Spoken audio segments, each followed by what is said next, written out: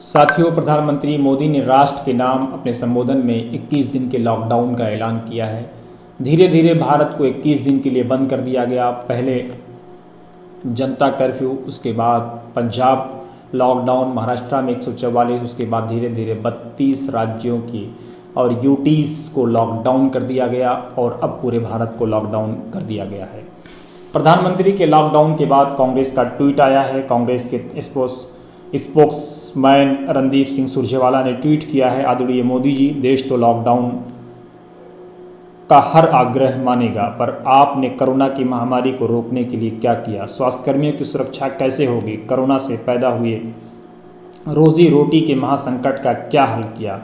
गरीब, मजदूर, किसान, दुकानदार दिहाड़ी के 21 दिन कैसे कटेंगे? सवाल अहम है क्योंकि कांग्रेस के अध्यक्ष राहुल गांधी ने इससे पहले आज 7 घंटे पहले एक ट्वीट किया था। प्रधानमंत्री के संबोधन से ठीक 7 घंटे पहले उन्होंने कहा था अपने ट्वीट में, आई एम फीलिंग सैड, मैं दुखी महसूस कर रहा हूँ, because this was completely avoidable, क्योंकि ये जो संकट है इसको आगे बढ़ाया जा सकता था, इससे बचा जा सकता था। We had time to prepare, हमारे पास समय था अपने आप को तैयार करने के लिए। We should have taken this threat much more seriously, अगर हमने इस संकट को ज़्यादा गंभीरता से लिया होता and have been much better prepared, तो हम इससे बेहतर तैयारी कर सकते थे।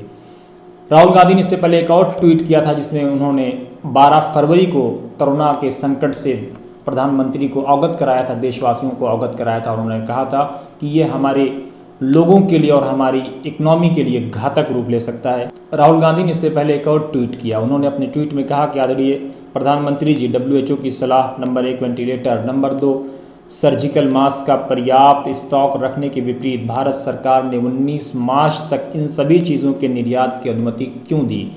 ये खिलवाड़ किन ताकतों की शह पर हुआ? क्या यह आपराधिक साजिश नहीं है? जाहिर सी बात है, सवाल गंभीर है, सरकार को जवाब देना चाहिए। हालांकि लोगों को प्रधानमंत्री के संबोधन से पहले इस बात का डर था कि कहीं प्रधानमंत्री इकोनॉमिक इमरजेंसी की घोषणा ना कर दें आर्टिकल 360 के तहत, क्योंकि राष्ट्रपति को ये अधिकार है, वो ऐसा कर सकते हैं। हमारे संविधान में 3 तरह की इमरजेंसी का उल्लेख है, number 1 national emergency, number 2 state emergency और नंबर 3 इकोनॉमिक इमरजेंसी। खैर, इनमें से कोई नहीं हुआ, लेकिन इस बीच हमारी सरकार ने जो टैक्स और ITR रिटर्न करने की जो फाइल है उसको 30 जून तक के लिए बढ़ा दिया गया है। ATM से अगर आप पैसा निकालते हैं तो किसी भी ATM से आप पैसा निकाल सकते हैं, उस पर कोई एक्स्ट्रा चार्ज नहीं लगेगा, कोई सर्विस चार्ज नहीं लगेगा और ना ही मिनिमम बैलेंस पर अब कोई फाइन होगा। हमारी सरकार ने ये भी कहा है कि पैन और आधार के लिंक की जो तिथि थी उसको भी आगे 30 जून तक के लिए बढ़ा दिया गया है। अब तक भारत में 519 मामले कोरोना के सामने आ चुके हैं, 10 लोगों की मौत हो चुकी है। लेकिन आप याद रखिए, इस बीच एक अहम खबर है, इन खबरों के बीच कहीं वो मिस ना हो जाए, इसलिए मैं चाहता हूं कि आप लोगों को उससे अवगत करा दूं। अफगानिस्तान का रुपया और हमारा रुपया बिल्कुल बराबर चल रहे हैं।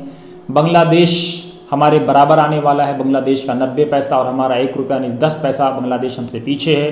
पाकिस्तान से हमें आगे रहने की ख्वाहिश है, क्योंकि अब अमेरिका या जर्मनी या यूरोप हमारे मद्दे मुकाबिल नहीं रहे। अब उनसे आगे बढ़ने की हमारे अंदर होड़ नहीं है, बल्कि पाकिस्तान से आगे बढ़ने की होड़ है, तो हम उसमें 100% कामयाब हैं। पाकिस्तान का 48 पैसा, हमारा 1 रुपया नहीं, पाकिस्तान आज भी हमसे 52 पैसा पीछे है। इस बीच पाकिस्तान के प्रधानमंत्री ने अरबों रुपए के पैकेज की घोषणा की है, 15 रुपये तेल को सस्ता कर दिया है।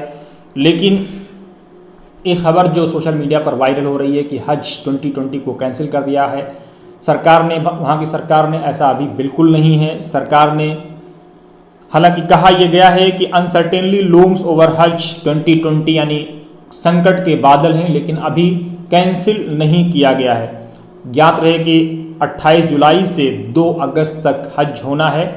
हमारी जो हज कमेटी ऑफ इंडिया है, इसके बाद उसकी ओर से कहा गया है कि हज committee of India has release the schedule for the हज Pilgrim for the session of 2020. According to this schedule, the pilgrims will start leaving from 9th July, यानी 9 जुलाई से लोग जाने लगेंगे, and their return journey will start on 13th अगस्त, और 13 अगस्त से हाजियों की वापसी का अमल होगा।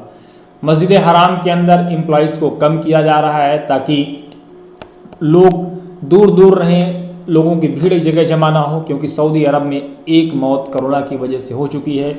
200 से ज़्यादा लोग कोरोना पॉजिटिव पाए गए हैं। लेकिन जो लोग सऊदी अरब में उम्रे के लिए गए थे, ज़ियारत के लिए गए थे, उनके लिए एक अच्छी खबर है अगर वो वहाँ फंस गए हैं, क्योंकि वहाँ की सरकार ने कहा है कि 28 मार्च 2020 तक जो मिनिस्ट्री ऑफ हज है उसकी वेबसाइट पर आप जा कर के अपनी पूरी डिटेल दे सकते हैं, ताकि आप पर कोई फ़ाइन ना लगे और आपको आपके देश दोबारा भेजा जा सके।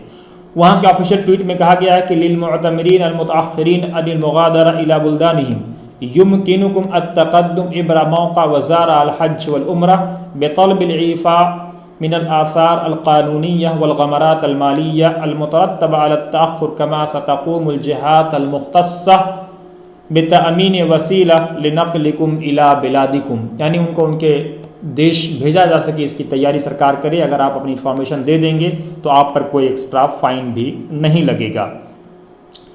दोस्तों, हमारी आपसे अपील है कि आप प्रधानमंत्री की जो भाषण है, जो प्रधानमंत्री का राष्ट्र के सामने संबोधन है, उसको बहुत सीरियसली लें, क्योंकि प्रधानमंत्री ने साफ स्पष्ट कहा है कि अगर ये 21 दिन हमने गुजार लिए तो ठीक है, वरना हम 21 साल पीछे चले जाएंगे। कई लोग अपनों को खो देंगे, कई लोग अपने आप को खो देंगे। इसलिए ज़रूरी है कि हम लोग इस प्रधानमंत्री के भाषण को संजीदगी से लें, गंभीरता से लें। लेकिन राहुल गांधी ने 12 फरवरी को जिस ओर प्रधानमंत्री मोदी की देश की जिस ओर ध्यान आकर्षित किया था, अगर देश ने उस खतरे को भांपा होता तो सच मानिए आज ये नौबत नहीं आती।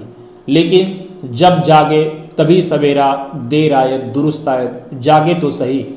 लेकिन चूंकि राहुल गांधी बहुत से लोगों की नज़र में पप्पू बना दिए गए हैं, तो उनकी बातों को सीरियसली लेने की ज़रूरत ही क्या है। बहरहाल ये थाली और ताली बजाने का समय नहीं है, ये संजीदगी का समय है, गंभीरता का समय है, एक दूसरे के लिए खड़े होने का समय है। क्योंकि अगर आज हम एक दूसरे के लिए खड़े होंगे तो कल कोई हमारे लिए भी खड़ा होगा। क्योंकि सऊदी अरब की ओर से जो हैशटैग चलाया जा रहा है वो बड़ा इंपॉर्टेंट हैशटैग है, कुल्लुना मसूल, यानी एवरीबॉडी इज़ रिस्पॉन्सिबल। अल्लाह के रसूल प्रॉफिट मोहम्मद सल्लल्लाहु अलैहि वसल्लम की एक हदीस है, कुल्लुकुम राइन व कुल्लुकुम मसूल, एवरीबॉडी इज़ रिस्पॉन्सिबल। हर कोई जिम्मेदार है और हर किसी से उसकी जिम्मेदारी के बारे में पूछा जाएगा। अमीर हो या गरीब, छोटा हो या बड़ा, प्रधानमंत्री हो या चपरासी, सब कोई जिम्मेदार है और सब से उसकी जिम्मेदारी डे ऑफ जजमेंट भगवान, ईश्वर, अल्लाह, परमेश्वर पूछेगा कि आपने क्या किया जो आपको जिम्मेदारी दी गई थी। तो हर कोई अपने आप को जिम्मेदारी के लिए तैयार करे।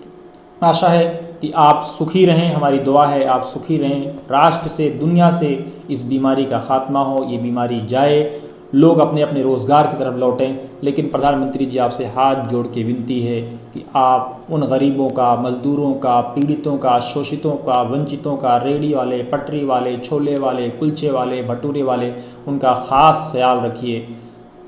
लेकिन दोस्तों, जाते जाते एक बात और मैं कह रहा हूँ कि चूँकि हमारा जो टारगेट था शाहीन बाग हटाने का, जब सरकार एक्शन में आई, शाहीन बाग हट गया। जो लोग कहते थे कि शाहीन बाग के लोग ज़बरदस्ती बैठे हैं, उन लोगों को ज़रूर आज आंसर मिल गया होगा।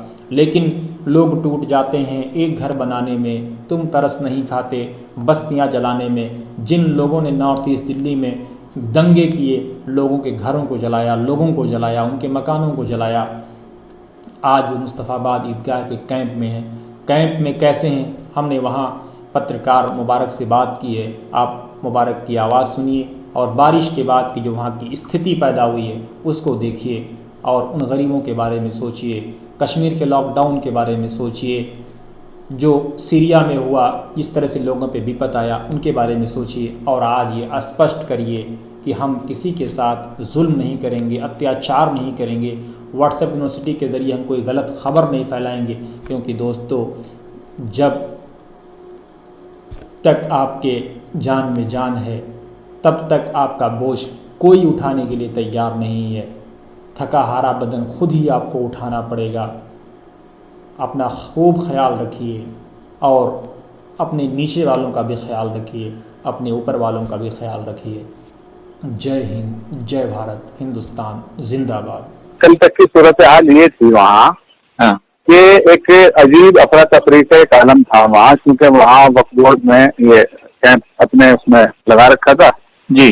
तो जो औरतें, एक तरफ औरतें हैं, एक तरफ मर्द हैं जी। तो जब भी हम बात करने के लिए वहाँ गए हैं तो जी। औरत हमेशा, वहां के मर्द हो या औरत, ये शिकवे करते नजर आए कि हम यहाँ जो है परेशानी के आलम में है, जी। हमारी बात सुनी नहीं जाती, हम कुछ कहते हैं। हमारा मसला सिर्फ ये नहीं है कि हम इन कैंपों में रहें, बल्कि हमारा मसला ये है कि जी। हमें जो हमारे घर हैं जिन लोगों के, हमें उन घरों तक जाने का रास्ता किया जाए। जी। और जो तहफ्फुज़ का हमारा मसला है, वो मिल के प्रशासन से तंजीमें मिलें, दिल्ली सरकार उसका रास्ता करे। मुबारक, आप ये बताएं कि कोरोना को लेकर के उन लोगों की क्या राय है? क्या सरकार वहां कुछ कर रही है कोरोना को लेकर, जब लॉकडाउन हो चुका है पूरा शहर? जी जी, असल में कोरोना को लेकर कल तक तो ये था कि बार बार उनसे ये कहा जा रहा था कि भाई कोरोना के लिए चूंकि लॉकडाउन हो चुका है, दिल्ली सरकार का भी दबाव है, सेंटर का भी दबाव है, तो अपने अपने घरों में हाथ चले जाएं। कुछ वहां के लोग मिलकर ये कर रहे थे कि लोगों को निकाल के और उनको अलग जगहों पर जो किराया दे सकते थे उनको किराए पे अपने तौर से दिलवा रहे हैं। तो कुछ लोग ऐसे भी थे जिनके घर लुटे और वो थे बाहैसियत, तो वो पहले से ही शिफ्ट हो गए थे। बार बार ये कह रहे थे कि भाई कोरोना की वजह से आप इसको खाली कर दें और अपनी अपनी जगहों पर चले जाएं, हम जो भी होगा वहां करते रहेंगे आपका। यानी कोई कंक्रीट अभी इंतजाम मुबारक नहीं है वहां पर? नहीं, ऐसा कोई इंतजाम नहीं है जिसको हम ये कह दें कि भाई ये आखिरी बेहतर इंतजाम है, ऐसी सिचुएशन वहां की है। ठीक है, शुक्रिया।